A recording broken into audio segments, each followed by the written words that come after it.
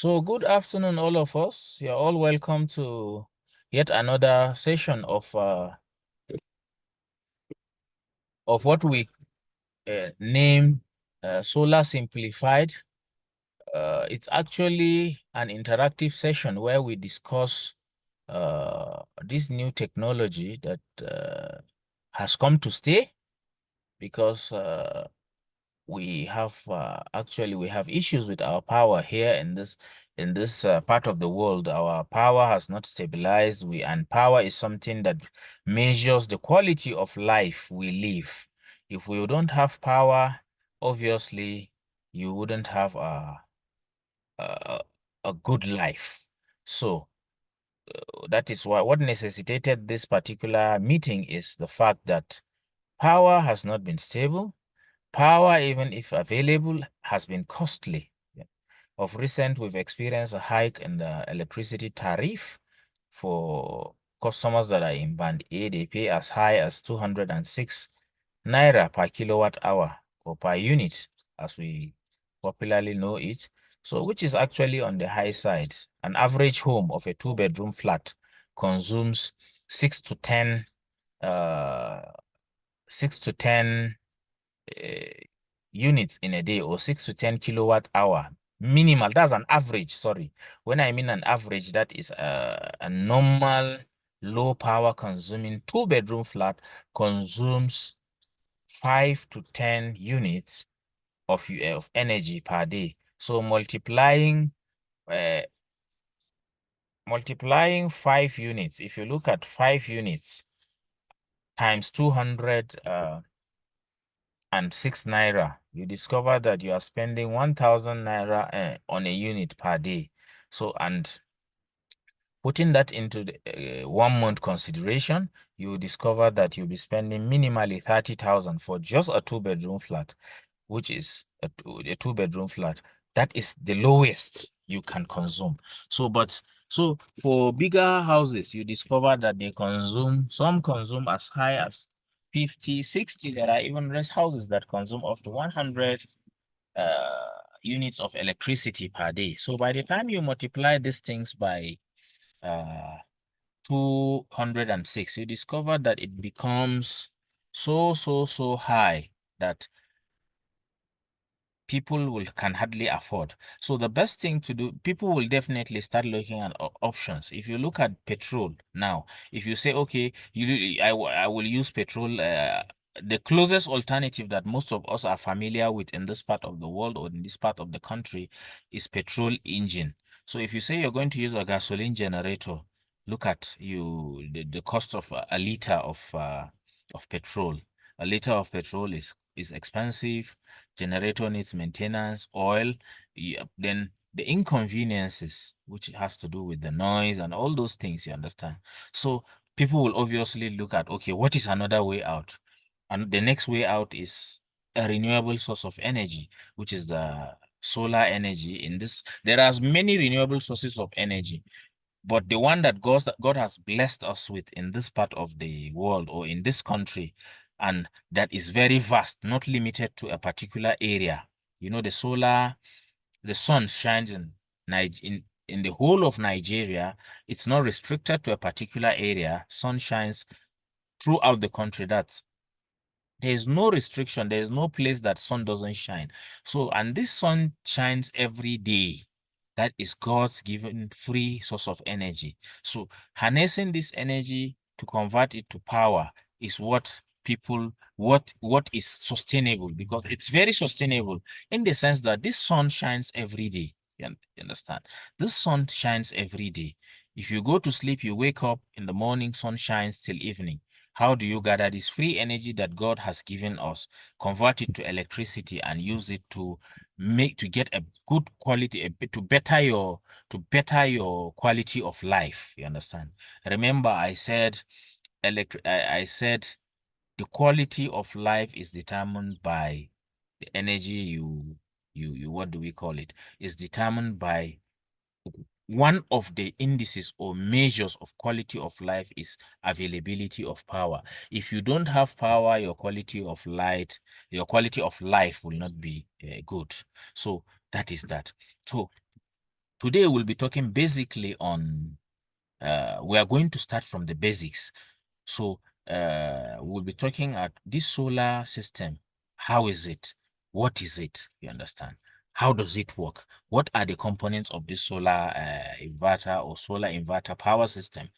Because that is the major question you that have interest, or we that have interest in this thing, we need to ask ourselves, because you cannot go to somebody to convince him that he need, or somebody meets you, this solar of a thing, how is it, what is it all about, how does it work, you understand? So you need to convince, you need to have a proper understanding from the foundations. You don't just say it gives power. Okay, how does it do that? You understand? When you are able to express yourself, to tell yourself, to tell the customer that this is how this thing works, he will definitely have more confidence in you.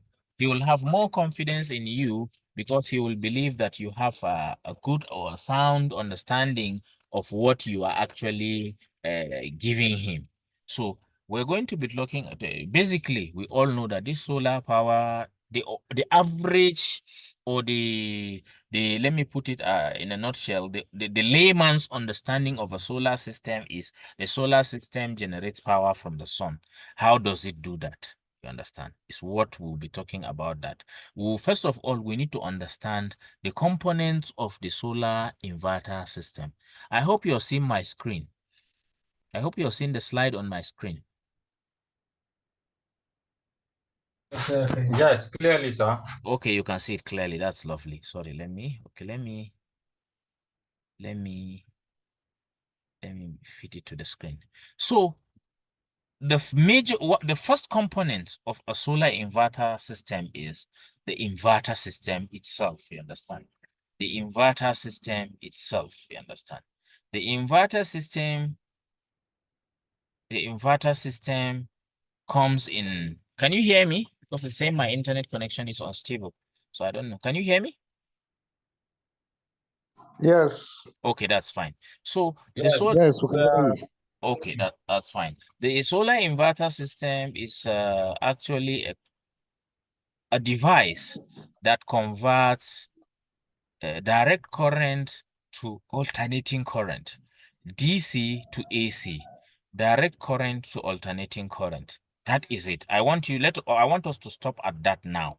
You understand? What it does is, energy, basically, electric energy comes, if you talk of electricity, it comes in two forms: alternating current, which is the AC, and the direct current, which is the DC. So what the inverter system does is it converts this DC to AC. Why is it that in an inverter system we need a device that converts from DC to AC? Because energy is stored in the form of direct current in the battery.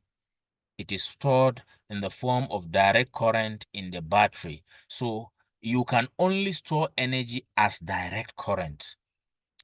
It's only electricity or electricity in the form of direct current that can be stored. Remember, we are talking about an inverter system. We are talking of something that is going to store energy that has the ability to store energy, like our, what do we call it, like our water tank storage system. So we should have that in mind. So this guy has the ability, this guy, what it does is that it will convert that stored energy from direct current to the alternating current. Energy is stored as direct current in the battery, then this guy converts it to AC current. Why does it have to convert it to AC current? Conventionally, most of our appliances use alternating current. Conventionally, most of our appliances uses what? Alternating current. Our television sets, our electronics at home, our lighting point. Conventionally, they use AC current. Why? Because AC current has its own advantage when it comes to power. When it comes to power utilization, it has its own advantage. The advantage of the AC is that when before the advent of this inverter solar system, we have our electrical systems, our electrical network systems existing. You understand? We already have our existing electrical network systems, which is in the form of AC. Why was AC used? AC is used because AC is a transmission and distribution of AC. I don't want us to go very deep, but I just want us to have some key things behind our mind. AC is being I don't know whether you've asked yourself, why is it that NEPA didn't distribute power in the form of DC? Why is it being distributed? You know, if power was distributed in the form of DC, then you don't need a lot of things. You just, like, if you have a battery, you could easily just plug it to charge it. But why is it done in AC? It is done in AC because when transmitting power in AC, it suffers less loss. It suffers less loss. If you are to transmit it in the form of DC, you will have a lot of losses. Let's stop at that. I don't want to go into a lot of details, you understand? But that is why. So that is why we already have our conventional AC systems powering our electric network. We have our AC current powering our electrical network. You understand? When they did it, they discovered that if they transmit in DC, they will suffer a lot of losses in the form of heat along the transmission line. Losses in the form of heat along the transmission line. So so it was discovered that alternating current actually doesn't suffer such loss. Why? I'm tempted to go deeper into that, but if there's the need, I can go deeper. You see, if you alternating current, you know, it flows in two directions. It has two directions to form a complete cycle. For those of us that have a background of physics, the first, if it flows in one direction, then it reverses. In the first cycle, it flows in one direction. Then in the second cycle, it flows in the other direction. That first cycle, if it generates heat in this particular, I just want us to have an understanding. If it generates heat in the first cycle, the other cycle that it does in the reverse order cancels it. So you understand. So that is why losses in AC is very, very less. But if you look at DC, DC flows in a particular direction, constantly generating heat in one direction. You understand? Nothing to cancel it. In AC, first cycle generates heat, then the second, just have it like that behind your mind. First cycle generates it, the other one now flowing in the other direction, cancel heat. So you find out that there are less loss in AC. That is why conventionally we have power distributed in the form of AC in our power networks. So now we are talking about DC in this case. Power is stored in DC in the battery, then now pulled out by converted back to AC in our inverter before we can utilize it like our own conventional power system. So that is what the inverter does. It's a converter that converts power from DC form to AC form. In the market, you basically see two types of inverter. You see basically broadly, you see two types of inverter. You see the wall mount inverter. If you look at what I have up, it's a wall mount inverter. It is hanged on the wall, or it is fastened to the wall. You understand? You hang it on the wall. Then we have the tower type. The tower type is actually a ground mount inverter. It can be put on the ground because it has its own leg to stand on the ground. So these are the basic two types of inverters you see available in the market. So any question concerning the two types of inverter?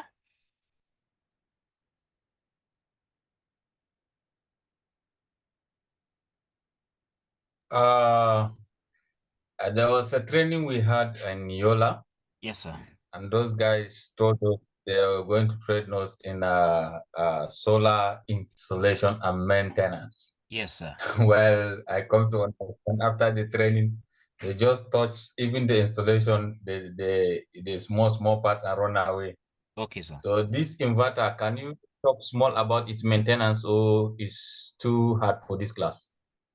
Yeah, basically, when you talk of maintenance, you understand, we are going to be talking about, there are specialists when it comes to repair, you understand. But basically, an inverter system is like is like any other electrical appliance you have at home, you understand?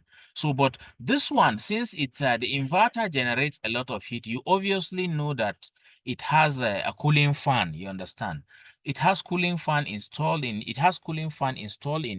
and this cooling fan, when the inverter works, it actually ventilates air or channel air from the outside, from the immediate environment to cool off the inverter,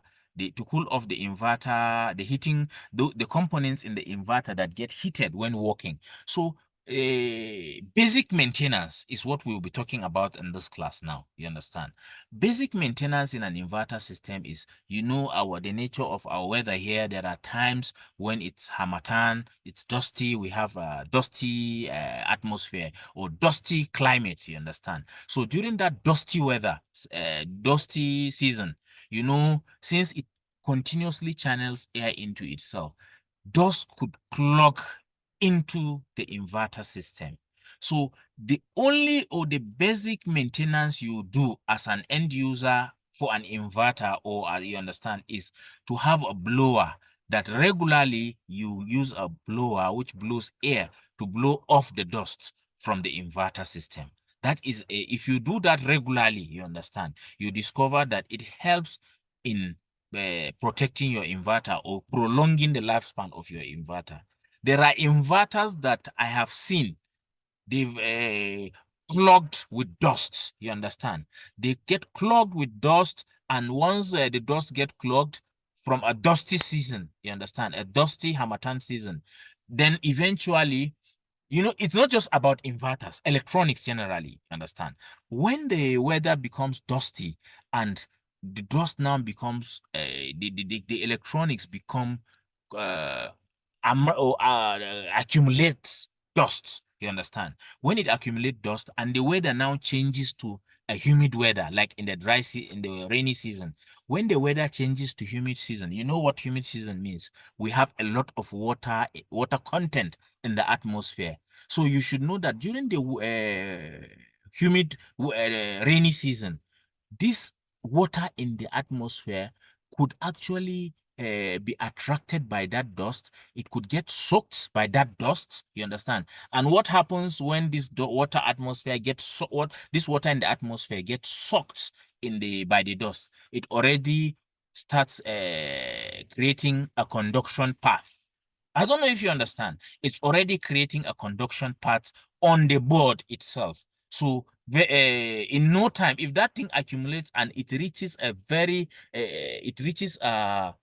particular level, the dust could now become conductor of electricity and it will breach some components on the board. So that is why whether the inverter or other your electronics, it's always wise to use immediately the